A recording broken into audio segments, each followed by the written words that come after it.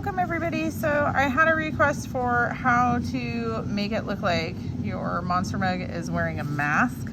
So that's what I'm going to show you how to do.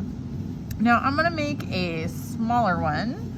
So really what we're looking for is creating these lines and these little folds over here. And it kind of depends on, you know, what kind of mask that you're going for. But to kind of create these little folds, basically I'm going to start with a slab that looks, you know, like this. I've thinned the top edge and the bottom edge, but I've left the side edge a little bit on the thicker side. So to do this, I'm going to use my pencil tool at first, and I'm holding it in an angle, and I'm going to basically draw a line, and then I'm going to do the same thing again and for a third time. So now, right now it just looks like a line, right? It doesn't look like much, but what usually makes it look like something is over the top of something else is how it's textured. So now that I have those lines, I'm going to use the back end of my loop tool, or you could use a pencil or a popsicle stick, or you know, whatever you have around. But basically what I'm doing is I'm making this edge, instead of just being a line right here, I'm making it more of a V or a triangle shape. So I'm just knocking off this edge. So I'll do it again on the next one. So I'm holding my tool kind of just like a pencil on this one, and I'm gently patting down this side of the line, right? So I'm just patting it down. So I'm leaving this side, but I'm patting down the other side so it's not showing anymore, and just kind of smoothing out any little funky bits, keeping my tool clean. Same thing on the next bit.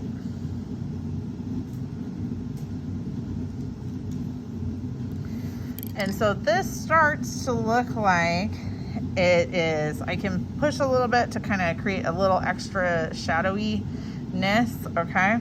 So now on the side here, my goal, let's see if I can show, yeah. My goal here is to get like a indent and then an out, and then an indent and then an out, and then an indent and then an out.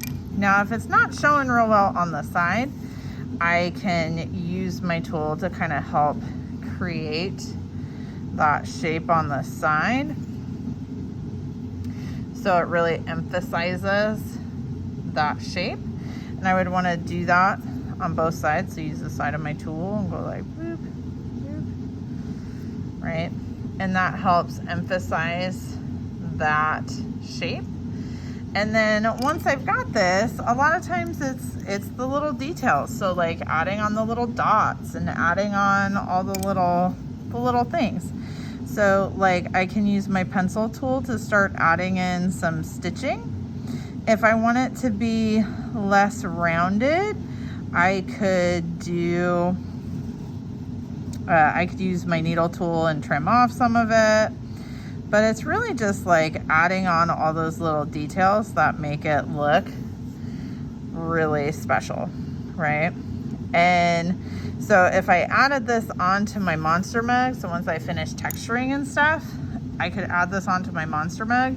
And if I make a little teeny baby coil and slip and score, I don't have to slip and score it to this, but I would slip and score my little baby coil to my monster mug, you know, whatever part I can see of this, and then I slip and score this over the top, and see how it starts to look like a mask.